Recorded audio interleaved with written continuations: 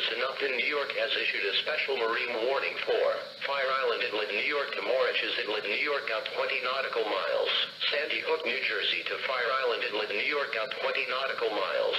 South Shore base from Jones Inlet through Shinnecock Bay until 4:45 a.m. At 3:41 a.m., National Weather Service Doppler radar indicated a line of thunderstorms, producing strong winds over 35 knots from 4 nautical miles north of South Oyster Bay to 9 nautical miles northwest of Philly 44025, moving northeast at 25 knots.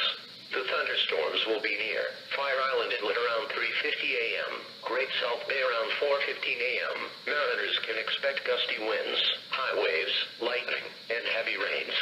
Boaters should seek safe harbor immediately until this storm passes. Report severe weather to the Coast Guard or nearest law enforcement agency.